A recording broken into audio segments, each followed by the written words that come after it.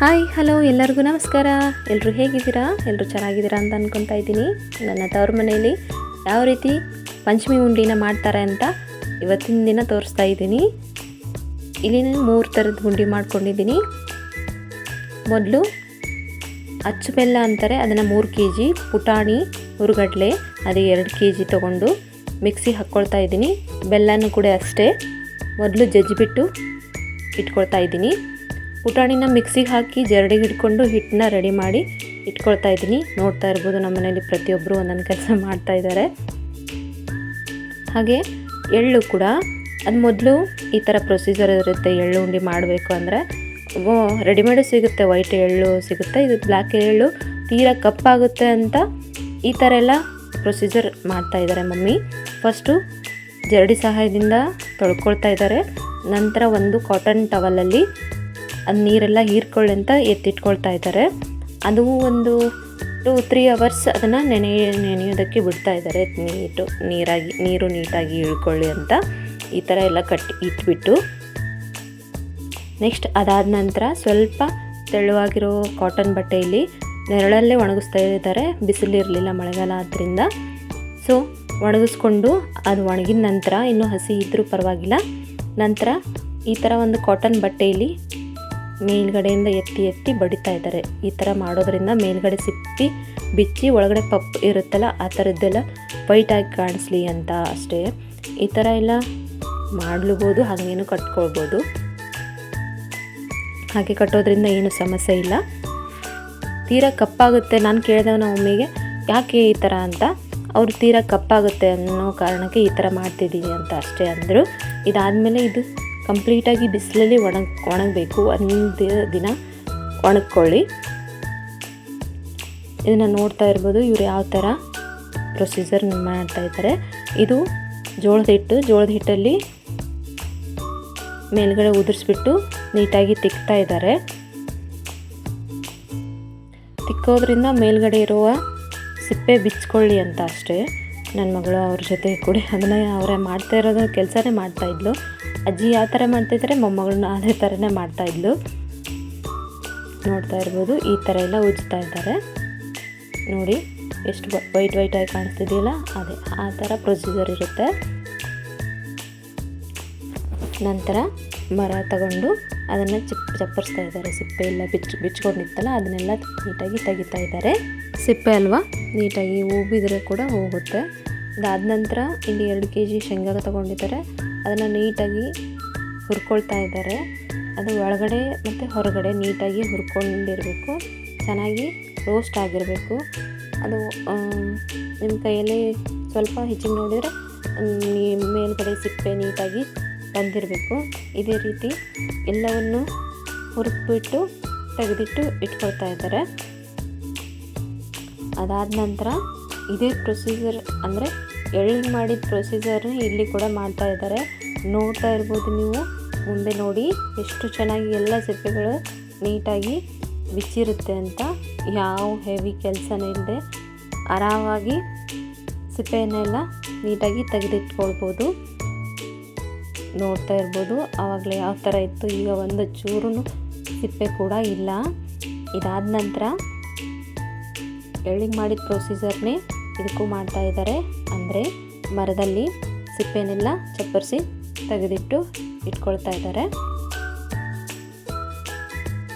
ಇದು one day ಆಗೋ ಕೆಲಸ ಅಲ್ಲ. ಒಂದು ಚೂರು ಮುಂಚಿತವಾಗಿ, 1 ದಿನ ಮುಂಚಿತವಾಗಿ ಇಷ್ಟನ್ನೆಲ್ಲ ರೆಡಿ ಮಾಡಿಟ್ಕೊಂಡ್ರೆ ಉಂಡಿ ಮಾಡೋದಕ್ಕೆ ಬೇಗ ಹೆಲ್ಪ್ ಆಗುತ್ತೆ.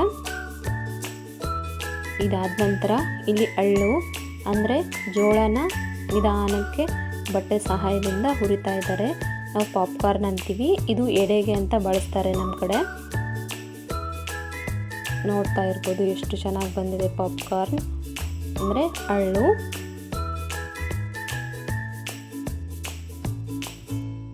ಇದು ನೋಡಿ ಜೋಳ. ಇದು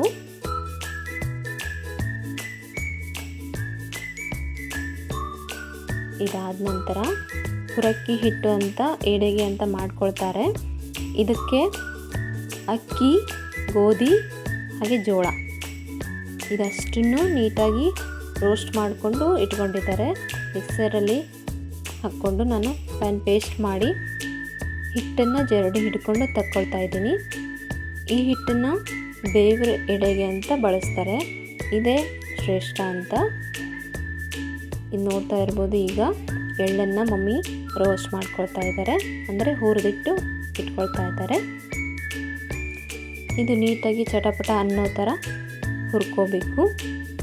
ನೋಡಿ ಎಷ್ಟು ವೈಟ್ ಆಗಿದೆ, ಅಷ್ಟು ಕರ್ರಗಿತ್ತಲ್ಲ ಅದೆಲ್ಲ ಹೋಗಿ ವೈಟ್ ಆಗಿದೆ. ಇದಾದ ನಂತರ ಉಂಡೆ ಕಟ್ಟೋ ಪ್ರೊಸೀಜರ್ ಸ್ಟಾರ್ಟ್ ಆಗ್ತಾ ಇದೆ. ಇಲ್ಲಿ ನಮ್ಮನೇಲಿ ಒಲೆ ಮೇಲೆ ಮಾಡಿದ್ದಾರೆ. ಒಲೆ ಮೇಲೆ ಒಂದು ಪಾತ್ರೆ ಇಟ್ಟು ಬೆಲ್ಲನ ಹಾಕ್ತಾ ಇದ್ದಾರೆ. ಇಲ್ಲಿ 3.5 kg ಬೆಲ್ಲನ ತೊಗೊಂಡಿದೆ. 3.5 kg ಬೆಲ್ಲಕ್ಕೆ ಒಂದು 1/4 ಲೀಟ್ರ್ ಆಗೋಷ್ಟು ನೀರನ್ನ ಹಾಕ್ತಾ ಇದ್ದಾರೆ ಕರಗೋದಕ್ಕೆ. ಇನ್ನು ನೀಟಾಗಿ ಕುದಿಸ್ಕೊಂಡು ಆಣ ಬರಬೇಕು, ಅಲ್ಲಿವರೆಗೂ ಕುದಿಸ್ಕೋಬೇಕು. ಒಂದು ಪ್ಲೇಟ್ಗೆ ತಣ್ಣೀರನ್ನ ಹಾಕ್ಕೊಂಡು ಕುದ್ದಿರುವಂಥ ಬೆಲ್ಲದ ಆಣನ ಹಾಕಿ ನೋಡಬೇಕು. ನೋಡ್ತಾ ಇರ್ಬೋದು, ಇಲ್ಲಿ ಇದು ಇನ್ನೂ ಬಂದಿಲ್ಲ, ಅಂದರೆ ಇನ್ನೂ ತೆಳುವಾಗಿದೆ, ಇದು ಗಟ್ಟಿ ಆಗಬೇಕು. ಅಲ್ಲಿವರೆಗೂ ಇನ್ನೊಂದು ಸಲ ಕುದಿಸ್ಕೊಳ್ಳೋಣ. ಉಂಡೀಲಿ ಹಾಕೋದಕ್ಕೆ ಕೊಬ್ಬರಿ ತುರಿ, ಅಂದರೆ ಒಣ ಕೊಬ್ಬರಿ ತುರಿನ ತುರಿಬಿಟ್ಟು ಇಟ್ಕೊಂಡಿದ್ದಾರೆ. ಇಲ್ಲಿ ನೋಡ್ತಾ ಇರ್ಬೋದು, ಮಮ್ಮಿ ಮತ್ತೆ ನೋಡ್ತಾ ಇದ್ದಾರೆ ಗಟ್ಟಿ ಆಗಿದೆಯೋ ಇಲ್ಲೋ ಅಂತ. ಒಂದು ಪ್ಲೇಟ್ನಲ್ಲಿ ಈ ಥರ ನೋಡ್ಬೋದು.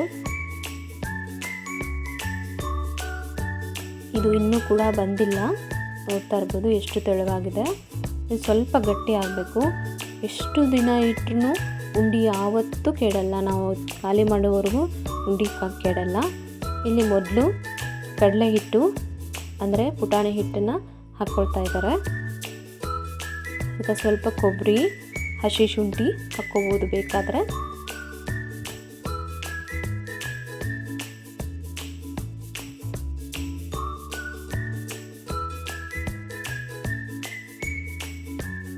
ಇವಾಗ ನೋಡ್ತಾ ಇರ್ಬೋದು ಹಣ ಬಂದಿದೆ, ಅಂದರೆ ಉಂಡೆ ಕಟ್ಟೋದಕ್ಕೆ ಇದು ರೆಡಿಯಾಗಿದೆ ಅಂತ ಅರ್ಥ. ನೋಡ್ತಾ ಇರ್ಬೋದು ದುಂಡಿಗೆ ಬರ್ತಾ ಇದೆ.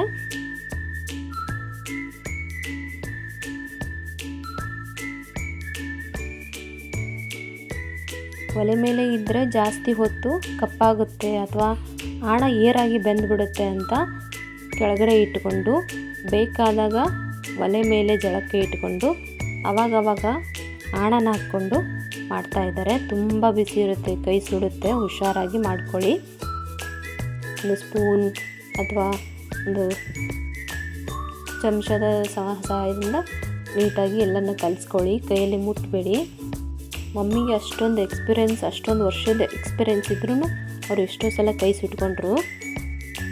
ಸೊ ಹಾಗಾಗಿ ಹೇಳ್ತಾ ಇದ್ದೀನಿ, ನಿಧಾನಕ್ಕೆ ಇಷ್ಟನ್ನು ಎಲ್ಲ ಕಲಿಸ್ಕೊಂಡು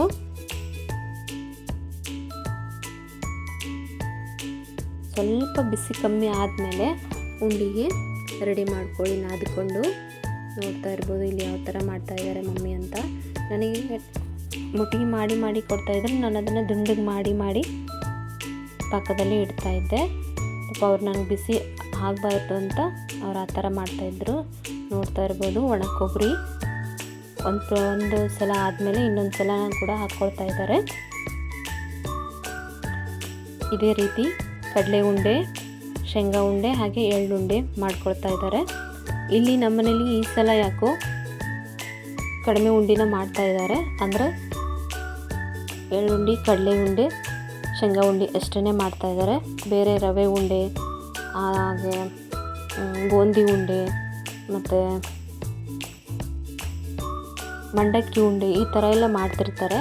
ಸೊ ನಮ್ಮನೇಲಿ ಯಾರು ತಿನ್ನಲ್ಲ, ಸುಮ್ಮನೆ ವೇಸ್ಟ್ ಮಾಡ್ತಾರೆ, ಕೆಡಿಸ್ತಾರೆ ಇಟ್ಟು ಅಂತ ಮಾಡ್ತಾ ಇಲ್ಲ ಅಷ್ಟೇ, ಸ್ವಲ್ಪನೇ ಮಾಡ್ಕೊಳ್ತಾ ಇದ್ದಾರೆ. ಇದು ಕೂಡ ಅಷ್ಟೇ ಶೇಂಗಾ ಉಂಡೆ. ಶೇಂಗಾಕ್ಕೆ ಅಷ್ಟು ಕಾಳಾಗಿತ್ತಲ್ಲ, ಅದನ್ನು ಮತ್ತೊಂದು ಸಲ ಮಿಕ್ಸರಲ್ಲಿ ಸ್ವಲ್ಪ ತರಿಯಾಗಿ ಗ್ರೈಂಡ್ ಮಾಡಿಕೊಂಡು ಅದನ್ನು ಮಾಡ್ತಾಯಿದ್ದೀವಿ. ಶೇಂಗಾ ಪುಡಿ ಮತ್ತು ಅದ್ರ ಜೊತೆ ಕಡಲೆ ಪುಡಿ, ಕೊಬ್ಬರಿ ತುರಿ ಹಾಕಿ ಕಟ್ತಾ ಇರೋದು. ನೋಡ್ತಾ ಇರ್ಬೋದು ಮಮ್ಮಿ ದುಂಡಿಗೆ ಮಾಡಿಕೊಟ್ಟಿದ್ದಾನೆ. ನಾವು ಸ್ವಲ್ಪ ಶೇಪ್ ಚೆನ್ನಾಗಿ ಬರಲಿ ಅಂತ ಅಷ್ಟೇ ಮಾಡ್ತಾಯಿದ್ದೀನಿ, ಎಲ್ಲ ಅವರೇ ಮಾಡ್ತಾ ಇರೋದು. ಇದೇ ರೀತಿ ಎಲ್ಲವನ್ನು ಮಾಡಿಟ್ಕೊಳ್ತಾ ಇದ್ದೀನಿ.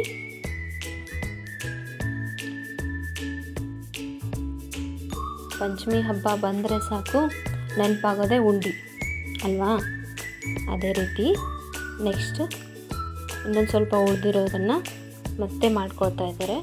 ಆಣ ಸ್ವಲ್ಪ ಬಿಸಿ ಆರಿದೆ ಅಂತ ಅನ್ನಿಸ್ದಾಗ ಒಲೆ ಮೇಲೆ ಇಟ್ಕೊಳ್ತಾ ಇದ್ದಾರೆ. ಹೋಗ್ತಾ ಹೋಗ್ತಾ ಆಣ ಕಪ್ಪಾಗ್ತಾ ಹೋಗುತ್ತೆ, ಅದಕ್ಕೆ ತುಂಬ ಫಾಸ್ಟಾಗಿ ಕಟ್ಟಬೇಕು.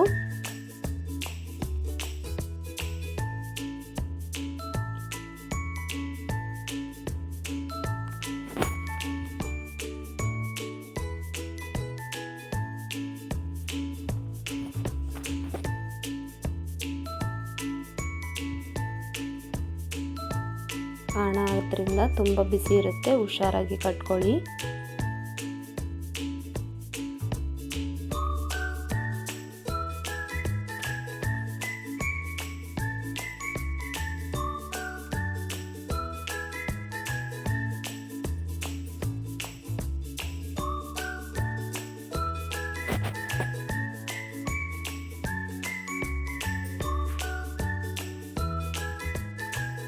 ಪಂಚಮಿ ಉಂಡಿನ ಒಬ್ಬರ ಮನೆಯಿಂದ ಇನ್ನೊಬ್ಬರಿಗೆ, ಅಂದರೆ ಒಂದು ಊರಿಂದ ಒಂದು ಮನೆ ಬೀಗರ ಮನೆಯಿಂದ ಇನ್ನೊಂದು ಮನೆ ಬೀಗರ ಮನೆಗೆ ಅಥವಾ ಮಕ್ಕಳ ಮನೆಗೆ ಈ ಥರ ಎಲ್ಲ ಕಳಿಸೋದು ರೂಢಿ. ಇಲ್ಲಿ ನಾನು ಮಾಡ್ತಾ ಇರೋದು ದೇವರಿಗೆ ಅಂತ ಮುಟ್ಟಿಗೆ ಅಂತೀವಿ.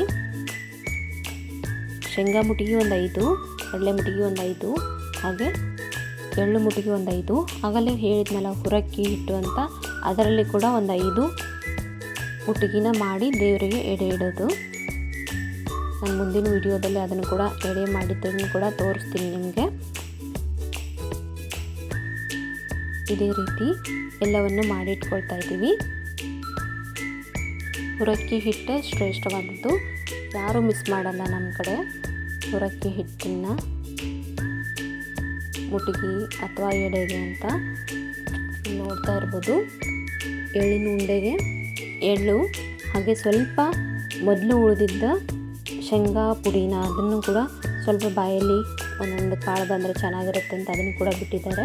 ಹಾಗೆ ಸ್ವಲ್ಪ ಕಡಲೆ ಹಿಟ್ಟು, ಇಷ್ಟನ್ನು ಮಿಕ್ಸ್ ಮಾಡಿಕೊಂಡು ಬೇಕಾದರೆ ನೀವು ಕೊಬ್ಬರಿ ತುರಿನ ಹಾಕ್ಕೋಬೋದು. ಹಾಗೆ ಸ್ವಲ್ಪ ಶುಂಠಿ, ನೋಡ್ತಾ ಇರ್ಬೋದು ಆಣ ಹೋಗ್ತಾ ಹೋಗ್ತಾ ಯಾವ ಕಲರ್ ಆಗ್ತಾಯಿದೆ ಅಂತ. ಅದಕ್ಕೆ ಏನು ಮಾಡ್ತಾರೆ ಹಳ್ಳಿ ಸೈಡು ಯಾವಾಗಲೂ ಲಾಸ್ಟಿಗೆ ಎಳ್ಳು ಉಂಡಿನ ಕಟ್ಟೋದಕ್ಕೆ ಸ್ಟಾರ್ಟ್ ಮಾಡ್ತಾರೆ. ಫಸ್ಟು ಕಡಲೆ ಉಂಡೆನ ಸ್ಟಾರ್ಟಲ್ಲಿ ಕಟ್ತಾರೆ. ಎಳ್ಳುಂಡಿ ಕಪ್ಪಾದ್ರೂ ಕಾಣಿಸಲ್ಲ ಅಂತ ಅಷ್ಟೇ.